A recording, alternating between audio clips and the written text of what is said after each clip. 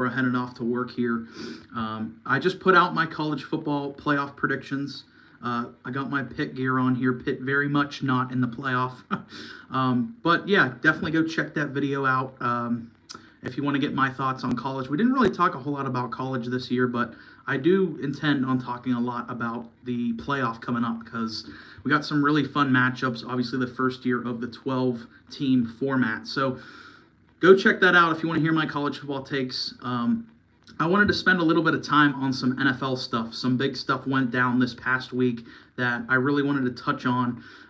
So the first thing would be that Kirk Cousins has been officially benched by the Atlanta Falcons. This is something that I called for on this channel for a long time.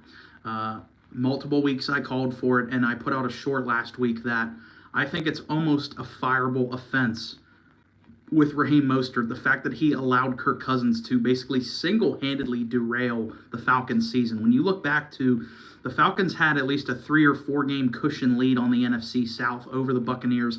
They've now completely fucking blown that because of how terrible. Kirk Cousins has been an atrocity on the field the past couple weeks.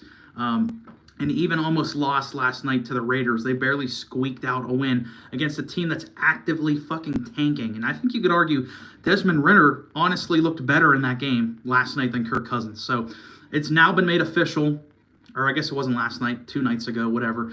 But it's now been made official that Michael Penix Jr. will be the starter for the Atlanta Falcons. 100% the right move. I don't understand how you could even argue it. I had some guys in my comments saying, if they threw Penix out there, it'd be rushing him. I completely disagree with that. You look at how terrible Kirk Cousins has been. It's not possible for Michael Penix to play as bad as Kirk Cousins has been. And this is part of the reason why I was so critical of the Falcons drafting Michael Penix at, 8th overall.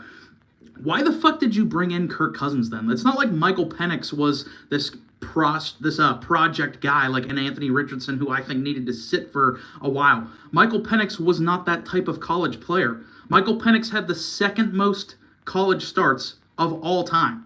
So Michael Penix wasn't this project guy. Michael Penix was a day one NFL ready prospect. So bringing in him and Kirk Cousins made absolutely zero fucking sense. If you were going to go down the route of bringing in a Kirk Cousins, which now has very much so backfired on them. But if that was your plan, drafting Michael Penix made no sense because Penix was ready to go at day one. So it took them a while. I think this move really highlights the dysfunction of the Atlanta Falcons and how quickly that move backfired. I mean, there's a reason why the Minnesota Vikings as an organization had a lot of success with Kirk Cousins as their quarterback. They won a lot of football games. Kirk Cousins had his best years up there in Minnesota. But the second he came off that injury, what did the Vikings say? We'll pass. You can go. We'll take a chance on Sam Darnold or a fucking rookie in J.J. McCarthy. See ya, Kirk. And the Atlanta Falcons, such a desperate franchise, bring in a guy in Kirk Cousins it's clear the guy is washed. Kirk Cousins has been terrible. Kirk Cousins, I think, is the single reason why the Atlanta Falcons will not be a playoff team this year. So I think this was super long overdue for putting Penix out there. He literally just can't play worse than Kirk Cousins. And like I said, I think he was a day one NFL-ready starter as a prospect. So 100% the right move. Really excited to see what Penix does because it's something we've always talked about with Atlanta is, look, guys, they have the talent around it. Like, they have a good offensive apparatus around whoever their quarterback would be. So 100% a good decision there. And I want to get into now some of the shifting moves that I'm seeing in the betting markets for some of the favorites, particularly in the AFC, where the Buffalo Bills have now become the favorite to win the AFC. The Buffalo Bills are the favorite now. On every sports book in the country you go on, you look, and the Buffalo Bills, to me, that is fucking crazy. I think the Buffalo Bills, obviously really exciting to watch. Josh Allen is rightfully so going to be the MVP this year, but you cannot win you cannot win a Super Bowl with how bad their defenses look. This was one of my biggest reservations about the Buffalo Bills is they cut basically like half of their defense. And it's something that's really come back to bite them in the ass. You look at how great Josh Allen literally had one of the greatest individual games I've ever seen in the history of the NFL from a quarterback. And He put up 3 rushing touchdowns and 3 passing touchdowns, and they still fucking lost that game. Like I said, you could argue that is the greatest individual game we've ever seen from a quarterback in the NFL. And they lost because their defense can't fucking stop anybody. So to me, that's crazy, especially with how much the Kansas City Chiefs have psychologically owned the Bills. How the fuck could you put the Bills as the favorite in the AFC? And we've seen time after time the Buffalo Bills say, Josh Allen, put on your Superman cape and take us to the promised land. That's not a winning recipe in the NFL. I feel like the Bills' offense really has regressed. They're not relying on James Cook like they were earlier in the year. I thought they were playing really clean, efficient football earlier in the season. They had a more spread offense. They were trying to integrate James Cook much more. They've regressed back into the, hey, Josh, put on your Superman cape and go save us. They've tried that year after year after year in the playoffs, and it's failed every time because it's not sustainable to ask one guy to carry a whole fucking organization, especially a Bills team that just doesn't have a good defense right now. So to me, I just wanted to comment on the fact that that is a fucking joke that the Bills are the betting favorite right now. I don't see it whatsoever. To me, the Chiefs, despite all their flaws, still have to be the strong favorite in the AFC right now. And really quick, before I get out of here, I do want to touch on the NFC, because very similar to the AFC, the NFC has had a team atop in all the betting markets. The Detroit Lions have been the top team in the NFC from a betting perspective to win the NFC this whole year. That's done.